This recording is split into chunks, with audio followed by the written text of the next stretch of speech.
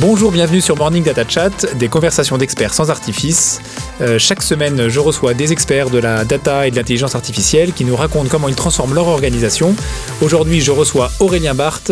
Bonjour Aurélien. Bonjour Emmanuel. Aurélien, tu es Chief Data and AI Officer du groupe MGEN. Est-ce que tu peux nous raconter un petit peu ce que fait la MGEN et en quoi consiste ton rôle ? Oui, tout à fait. MGEN, c'est la mutuelle numéro 1 des agents du service public qui assure effectivement la couverture santé, prévoyance, régime complémentaire et régime obligatoire pour les agents du service public, avec en 2026, après les appels d'offres étatiques de la protection sociale complémentaire, on a la chance de couvrir près de 72% des agents du service public, et ce sur les produits santé, prévoyance, prévention notamment. Donc beaucoup de monde, un business de flux, donc beaucoup de manipulation de data. Donc ton rôle, toi, dans ce rôle de Chief Data and AI Officer, en quoi est-ce qu'il consiste concrètement au quotidien ? C'est quoi tes grands défis actuellement ? Bonne question. Écoute, c'est un rôle qui est très transverse. Nous sommes d'ailleurs transverses à toutes les directions, métiers comme DSI, et on s'assure de 4 grands piliers de travaux qu'on pousse à fond en même temps, que sont donc avoir une stratégie data, déjà d'utilisation du patrimoine data de l'entreprise, qui contient énormément de données forcément, avoir une stratégie d'autonomisation des métiers, et on met aussi la DSI comme métier, c'est-à-dire pousser les métiers à se former aux outils notamment BI et aux outils aussi data science, low code, no code, pour être à même de mieux connaître leurs données, être autonome dans la constitution d'usages data, dashboard, etc. Les former aussi bien sur la data que l'IA, à tout niveau de l'entreprise. Ça, c'est le premier pan. Après, il y a la qualité du patrimoine de données de l'entreprise.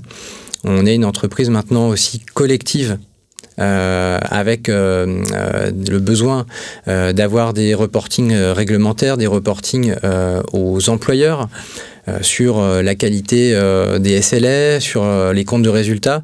On se doit donc d'avoir des données d'une qualité irréprochable, avec ce qu'on appelle chez nous des golden data. C'est des données clés sans lesquelles on ne peut pas piloter.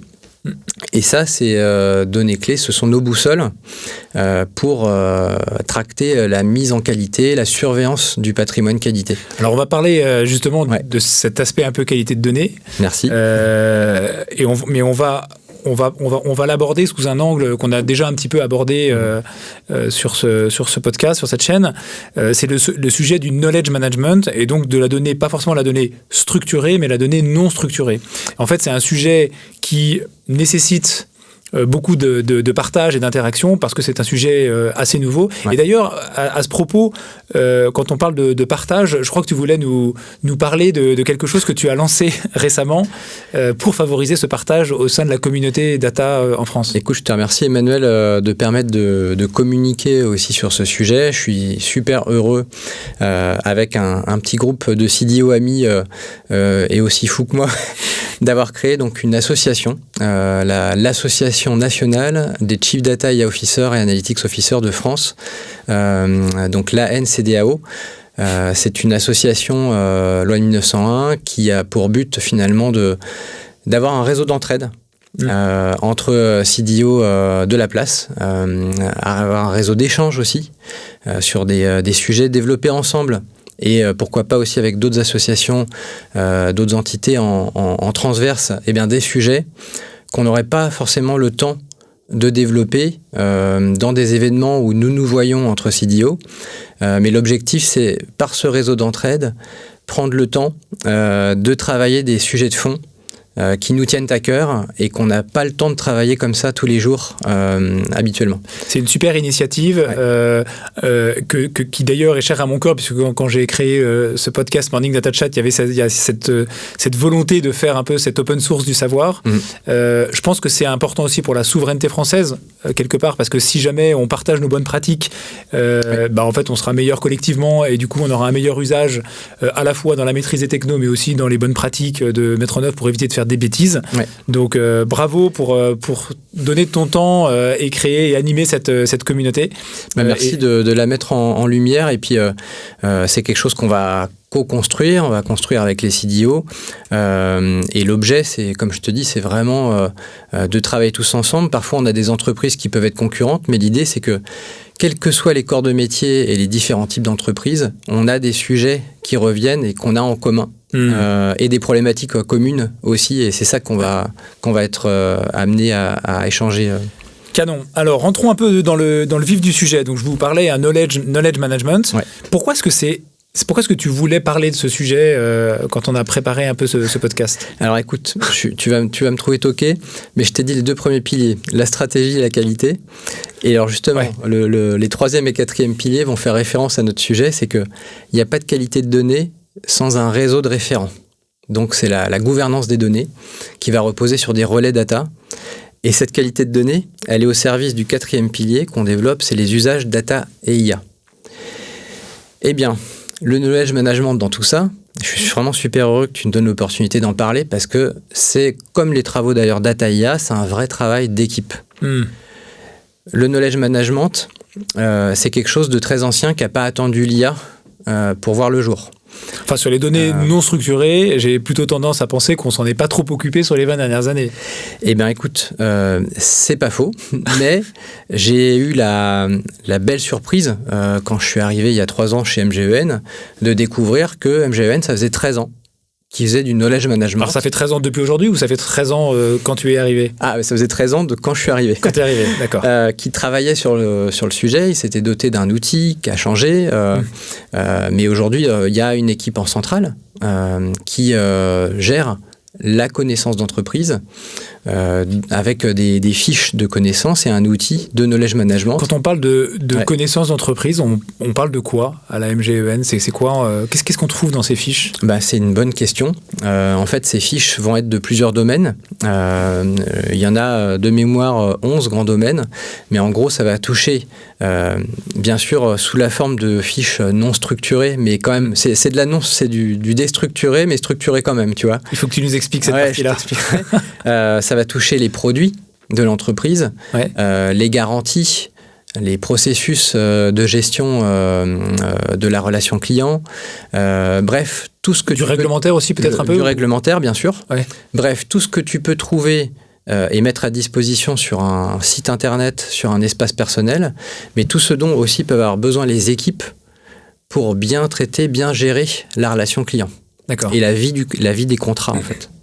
Alors, pour avoir un peu baigné dans ces milieux un peu assurance, banque et tout ça, il y a souvent une tension entre les équipes marketing ou les équipes sales qui vont faire des packages un peu sympas et un peu jolis et les systèmes de gestion derrière, ou en tout cas le système de knowledge management. Comment tu arrives à faire en sorte que quand une personne ou une équipe marketing ou commerciale qui veut créer un package, un bundle, des choses comme ça, comment tu arrives à faire en sorte que ça se traduise relativement rapidement dans ces fiches derrière de connaissances? Eh bien, écoute, c'est tout l'art du travail des équipes de knowledge management qui ont en fait monté tout un réseau de relais. Et moi, en tant que CDO, qui ai mis en place avec mon équipe des relais data steward, data owner, data domain leader. Pour la donnée structurée. Pour les données structurées, j'ai retrouvé une analogie d'organisation qui avait déjà été mise en place avec finalement des rédacteurs de fiches, des experts et des référents terrain qui veillent à la bonne mise à jour et à la bonne diffusion de la connaissance. Et c'est du coup, cette organisation, c'est la preuve et c'est un message que je veux passer. C'est que dans nos travaux data IA, on met en place de nouveaux outils, des nouvelles pratiques. Les IA, elles ont besoin de bonnes données de qualité et d'autant plus les IA génératives de documents non structurés de qualité. Et il faut surtout pas s'empêcher d'utiliser des assets, des actifs de qualité que l'entreprise aurait déjà mis en œuvre il y a plusieurs années. Et c'est pour ça que je suis super fier de pouvoir en parler au nom des équipes MGEN sur le fait que, les labs, les IA génératives d'MGEN d'aujourd'hui et de demain vont s'alimenter en grande partie des fiches qui ont été créées là depuis 13 ans. De la connaissance, de l'outil de knowledge management qui ont été créés et qui bénéficient finalement d'un réseau humain de référents, de relais. Et du workflow finalement de qualité de l'outil Knowledge Management. Ouais. Finalement, c'est le Knowledge Management un peu ancien, mais également au goût du jour, au service des IA. Ouais. Donc ça c'est génial, c'est-à-dire que tu crées en fait tu crées un actif, tu utilises un actif déjà existant et tu le transformes un petit peu pour faire en sorte qu'il puisse servir cette nouvelle vague de l'IA générative. Exactement. Mais concrètement, il y a beaucoup de gens, enfin si on reste un peu sur le côté organisationnel pour le moment, c'est combien de personnes qui gèrent cette partie gestion de la connaissance et du coup derrière, est-ce que toutes les entreprises peuvent le faire? Écoute, alors je fais un petit clin d'œil donc aux équipes Knowledge Management, elles sont 3. En centrale, un peu comme le data office, tu vois, on a un noyau dur de 6 personnes m'incluant avec des relais partout. Là c'est pareil, elles sont 3 en centrale avec des référents, donc il y a plus de 70 rédacteurs de fiches qui sont pas dans ta ligne hiérarchique, qui sont pas du tout dans ma ligne hiérarchique, mais qui sont dans les métiers. En fait, tu as une culture d'entreprise créée avec cette gouvernance fédérée qui permet que même si les gens sont pas dans ta ligne hiérarchique, ils sont convaincus que c'est une valeur pour l'entreprise et donc ils jouent le jeu. C'est le principe d'une gouvernance fédérée. Que ça soit, tu vois, sur les données structurées, on a besoin de ces relais data pour assurer la qualité du patrimoine de données structuré. Là, c'est pareil. Ces fameux référents data, référents data non structurés, on va les appeler des knowledge managers. Après avoir fait un peu le tour des CDO de la place, c'est le terme qui revient beaucoup. Ces knowledge managers, finalement, ils ont une casquette de responsabilité à leur niveau d'assurer que les données non structurés, donc documents, qu'ils soient Excel, PowerPoint, les fameuses fiches de l'outil, soient toujours fraîches, à jour, au service de nos usages. Ok. Et si jamais, toi, tu te rends compte qu'il y a des gens qui manquent sur un domaine en particulier, et on ira un peu plus tard sur comment tu arrives à le détecter, mais si jamais tu te rends compte que ça manque, qu'est-ce que tu peux faire pour s'il fallait renforcer les équipes? En fait, ce que je veux dire, c'est que d'un point de vue gouvernance fédérée, comment ça s'opère au quotidien si jamais tu n'as pas la main sur les équipes en local? Écoute, c'est du temps et de l'énergie et c'est du contact humain, tout simplement. C'est de la négo. Et c'est de la négo parce que... mais c'est pas épuisant, ça marche. Ce sont des casquettes de responsabilité qui s'ajoutent au job existant des gens. Les relais data ont tous un métier à 100% et c'est juste qu'ils allouent un pourcentage de leur temps à la qualité de données. Là, les référents rédacteurs, il y a aussi, je t'avais donc mentionné les rédacteurs, il y a les experts au nombre de 40, il y a les référents terrain, 70. Au final, c'est des gens qui ont tous un métier et ils endossent une casquette de responsabilité qui est liée à leur expertise. Et parce qu'ils exercent ce métier tous les jours, ça fait d'eux, justement, de bons référents sur les thématiques d'information qu'ils vont avoir en maîtrise. Ils ne couvrent pas tout le patrimoine. Il n'y a pas des gens potents. Oui, bien sûr. Mais chacun est sur son périmètre. Mais sur un périmètre précis, ils ont un périmètre d'expertise et donc ils ont une casquette de responsabilité. Et c'est un contrat moral, en fait. C'est un contrat moral, c'est une culture. C'est une culture. Une culture de la collaboration. Finalement, c'est les collaborateurs au service des collaborateurs. Génial. C'est un peu comme un réseau d'entraide, au final. C'est les plus sachants, les plus compétents sur certains domaines qui agissent comme des antennes, surveillant que le patrimoine de données est toujours de qualité et le mettent à jour pour le diffuser à toute la communauté. Et les IA, comme elles vont consommer ces données, si on veut s'assurer que les réponses de ces intelligences artificielles soient de qualité et reflètent notre patrimoine, c'est un cercle vertueux à maintenir pour être certain que les IA consomment toujours des données fraîches et de qualité. Alors justement, faisons un peu un plongeon dans ces indicateurs de qualité ou en tout cas ces mécanismes qui te permettent d'estimer la qualité des données. Autant sur de la donnée structurée, on peut imaginer mettre des expressions régulières ou des règles métiers spécifiquement pour garantir qu'une date de naissance elle est cohérente ou des choses comme ça. Sur de la donnée non structurée, qu'est-ce qu'on regarde et comment est-ce qu'on peut savoir si la donnée est de qualité ou pas, indépendamment de... Alors, comment dire, je sais que le système, il est vivant à la MGEN, c'est ce que tu racontais, donc il y a peut-être des choses qui ne sont pas encore en production. En revanche, ce qui peut être intéressant, c'est que tu nous donnes un peu tes éléments sur ta vision, ce que tu envisages. Bien sûr. Alors, je ne vais pas te le cacher, il y a beaucoup de travail qu'on va être amené à faire en 2026, qui va être une année super intéressante sur le knowledge management et la qualité des informations non structurées. Déjà, on va partir d'une fonctionnalité de base, mais qui est très puissante et qui fait que, pour moi, l'outil knowledge management est une cible reconnue de l'entreprise. C'est parce que l'outil knowledge a un workflow qui permet d'avoir des indicateurs de qualité, de fraîcheur. C'est quoi l'outil knowledge en fait ? C'est lequel outil que vous utilisez ? Écoute, alors je vais le nommer. C'est l'outil donc Jalios. Enfin, c'est l'outil Genius. Genius. De l'éditeur Jalios. De l'éditeur Jalios. Ok. Qui est un des outils de knowledge de la place. Mais qui historiquement est dédié aux données structurées ou alors il sait faire les deux historiquement ? Non. Historiquement, ça a toujours été un outil permettant le knowledge management, donc des données non structurées de type document. D'entreprise. C'était vraiment son cœur, et ça l'est toujours, son cœur de métier. Donc la fraîcheur. Et après, moi, cette année, je vais vraiment travailler avec les équipes et knowledge management et des labs IA avec qui on travaille, et bien sûr la DSI aussi data et les équipes de prod, sur la mise en place d'indicateurs permettant de maîtriser toute la chaîne. Comme tu le dis, on part de déjà la fraîcheur. La fraîcheur, c'est depuis combien de temps il n'a pas été mis à jour, c'est ça, c'est des choses comme ça ? Exactement. C'est bête et méchant, mais c'est suivi. Il y aura des indicateurs aussi. Est-ce que ces données sont bien ragables, c'est-à-dire est-ce que le contenu des fiches permet d'être bien vectorisé ? Comment tu sais si c'est bien vectorisé ? C'est quoi un document ragable ? Alors écoute, je m'en référerai aux équipes des Labia qui vont beaucoup nous apprendre là-dessus. C'est qu'en gros, on s'est aperçu que en fonction de comment le document est structuré, s'il y a des points-virgules, des séparateurs, des choses comme ça, des titres, par exemple, en fait, il y a des bonnes pratiques qui vont faire que le document va pouvoir être bien mieux vectorisé, donc bien mieux exploitable par l'IA. Excellent. Et ça va être travaillé. On sait très clairement qu'il y a des critères qui, en les respectant, vont permettre une bien meilleure prise en compte des infos des fiches dans l'IA. Ouais, sous-entendu, donc, on a depuis 20 ans ou X, on crée des documents lisible par des êtres humains, mais on ne s'est jamais tellement posé la question de ce que c'est qu'un document bien construit, bien vectorisable, exactement. Donc ça va être un axe de travail. Le danger, c'est si jamais on se rend compte que il faut construire les documents de façon complètement orthogonale à ce qu'on fait habituellement, et que du coup, il y aurait une version pour les humains et une version pour les agents. Ça, j'espère qu'on j'espère pas non plus. Je pense pas. Parce que les résultats des tests qu'on fait actuellement sur les fiches sont déjà très bons. C'est simplement qu'on va pouvoir avoir des axes d'optimisation de ça. Canon. Et des bonnes pratiques à se partager. Après, il y a un indicateur dont on s'est parlé qui va être important, c'est dans ce qu'on appelle l'observabilité. C'est la tour de contrôle des IA.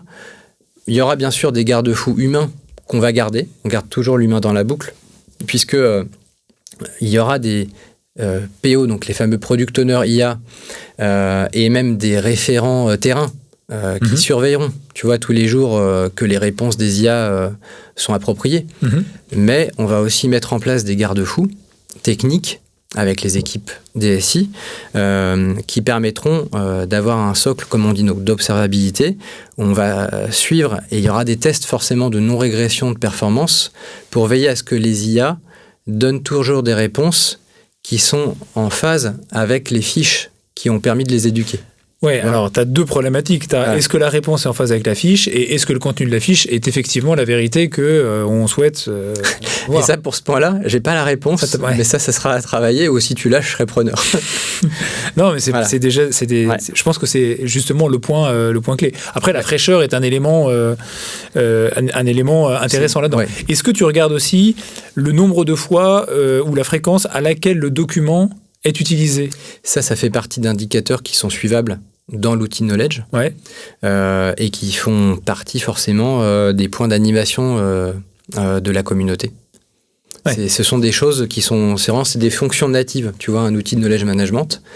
Tout comme les IA, on va être amené à être intéressé, tu vois, des thématiques sur lesquelles elles sont interrogées. Et les IA seront demain des clientes, tu vois, des outils de knowledge, donc des consommateurs d'infos. Mais pour répondre à ta question qui était plus portée, l'outil de knowledge, qui consulte quelles données sont les plus consultées, c'est des choses qui sont natives et qui sont mesurées. Autre question aussi qui m'intéresse, c'est comment tu arrives à boucler ton cycle de vie? Parce qu'en fait, quand tu me racontes ton cycle de vie de mise à jour de la connaissance, c'est bien, c'est généralement fast-forward, mais à un moment donné, il faut une boucle de rétroaction qui permet à l'utilisateur final d'alerter le owner de la fiche pour lui dire attention, je ne suis pas d'accord avec la réponse. C'est un point vital. C'est la clé de voûte de ce système. C'est la clé de voûte. Et là, on n'a pas réinventé l'eau tiède, mais on a mis en place 2 rôles obligatoires. Sur chaque projet d'IA, donc chaque brique d'IA aura à minima donc un product owner IA, donc c'est la personne qui va gérer quelqu'un du métier, qui va gérer les fonctionnalités de l'outil d'IA durant toute sa vie, qui va veiller à son bon fonctionnement. Mais cette personne, attends, excuse-moi, elle est dans le data office? Non. D'accord, c'est un product owner chez les métiers, qui seront porteurs de la brique d'IA. Par exemple, il y aura un porteur pour le chatbot relation adhérent, il y aura un porteur pour un bot vocal, tu vois. Enfin, et lui, il est garant du bon fonctionnement de l'agent. Du bon fonctionnement, donc de sa surveillance. Il pourra s'appuyer justement sur des relais terrain, ça c'est clair. Mais lui sera garant, elle sera garant du bon fonctionnement, des fonctionnalités, de la feuille de route des fonctionnalités de l'outil, et surtout de la bonne communication avec le knowledge manager. Donc ça sera le référent qui sera garant de la qualité des entrants dans l'IA. Donc information non structurée pour les chatbots LLM, voire structurée. Mais en tout cas, on a le rôle donc, de knowledge manager référent. Et finalement, le product owner IA qui va recevoir ces alertes terrain, et ces feedbacks aussi que tu pourras laisser, que les utilisateurs pourront laisser avec le fameux pouce haut, pouce bas. Ouais, alors justement, en fait, c'est quoi la gouvernance que tu mets là-dedans? Est-ce que toi, en tant que garant de cette forme de design, cette autorité de design, design authority ou tech authority, est-ce que tu obliges que tous les agents aient la fonctionnalité pouce haut, pouce bas pour justement mettre en place cette boucle de feedback? Est-ce que tu as créé cette gouvernance-là ou pas encore? Alors, la gouvernance ne va pas jusque dans les fonctionnalités de l'outil. Par contre, on oblige à avoir une boucle de feedback, ça c'est certain, ne serait-ce que pour suivre et monitorer les performances de l'outil. Ok. Ça, c'est... Donc, boucle de feedback, c'est-à-dire l'utilisateur de l'agent, l'utilisateur final, a la possibilité de s'exprimer sur je suis content ou pas content de la réponse. C'est ça? Pouvoir recevoir un avis, mais aussi avoir des logs de fonctionnement, c'est pour savoir dans quel cas, par exemple, l'IA a été mise en défaut ou n'a pas su répondre, ce qui fait que dans certains cas, on transférera à une équipe MGEN ou que le moteur, en tout cas, n'a pas su répondre à la question.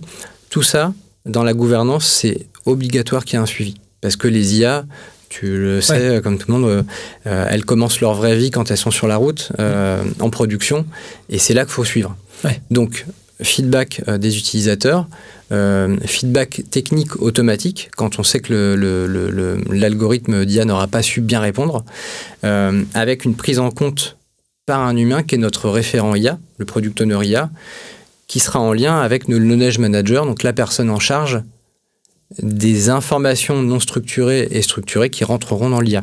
Tu vois, c'est 2 rôles clés qui sont vraiment clés de voûte pour que ça marche bien. Ça, c'est déjà live, c'est déjà en production, ou alors c'est vraiment des choses que vous êtes en train de mettre en place et du coup, il n'y a pas encore... Enfin, c'est difficile d'avoir un peu un retour sur ce qui fonctionne moins bien. On est en train de le mettre en œuvre. Vous êtes en train de le mettre en œuvre. On va apprendre en marchant, du coup, mais c'est quelque chose sur laquelle on est parti.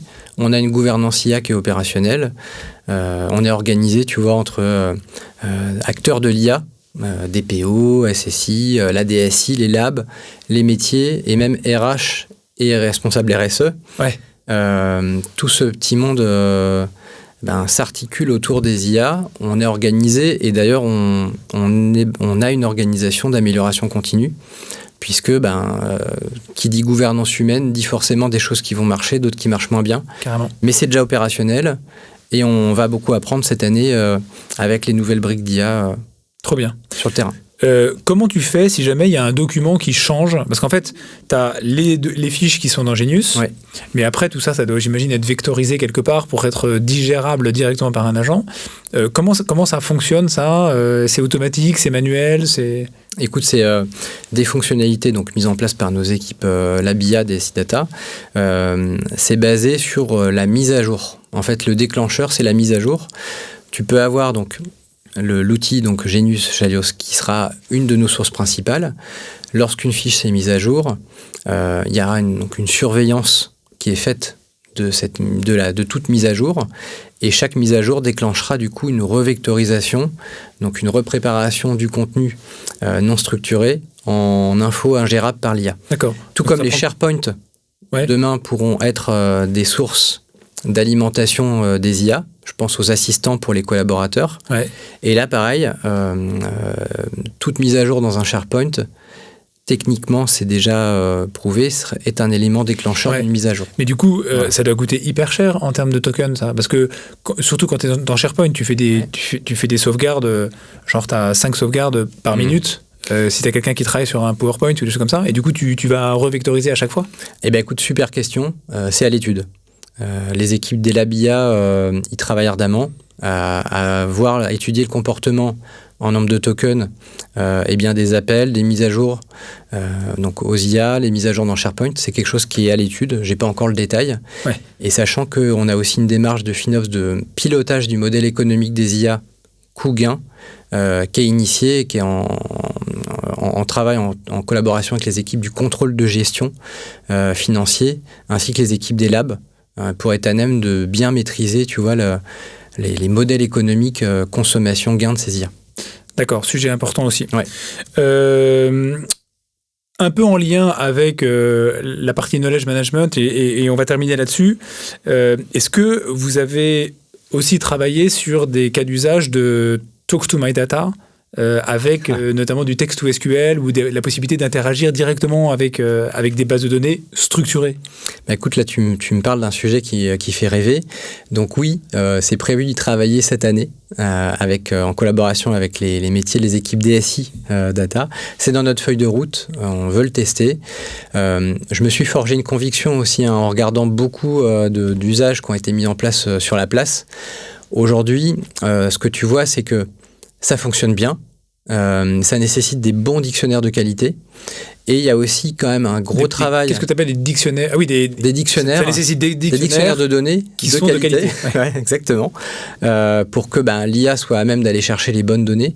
Après, il y a un sujet que je trouve encore à travailler, où je ne vois pas d'interlocuteur sur la place qui le maîtrise vraiment. C'est la variabilité des résultats que tu obtiens en fonction des différents personas qui interrogent l'IA et de la façon dont ils sont matures ou pas sur la data et la façon dont ils interrogent les données. Ouais. En fonction du prompt, tu n'as pas la même donnée. Puisque l'objectif quand même, et le risque, c'est que en interrogeant, en souhaitant obtenir une même information, mais en questionnant de façon différente, aujourd'hui, ce que je vois sur la place, c'est quand même on n'obtient pas les mêmes résultats assez souvent. Donc, Talk to My Data, un grand oui pour tester, apprendre. Et j'espère qu'on va réussir à avoir une solution qui est satisfaisante et qui permet quand même d'avoir un bon niveau de qualité de données, ce qui en ferait un actif de self-data clé, du coup, dans les outils, dans les mains de nos utilisateurs data. Canon. À suivre. Excellent. Écoute, merci beaucoup pour tout ce partage d'expérience, Aurélien. Merci Emmanuel. Et voilà. Question très bonne. Je souhaite beaucoup de réussite sur ce chemin compliqué du knowledge management et notamment Talk to My Data. Et voilà, et beaucoup de succès aussi pour cette nouvelle association que tu as créée. Beaucoup d'échanges et je pense qu'on suivra ça avec beaucoup d'intérêt. Eh bien, merci Emmanuel. À bientôt. À bientôt. Pour d'autres aventures Dataïa. Vous venez d'écouter Morning Data Chat, le podcast qui vous accompagne dans une utilisation meilleure et efficace de vos données. Retrouvez-le en intégralité sur le site data-ai.theodo.com. Nous vous donnons rendez-vous prochainement pour un nouvel épisode.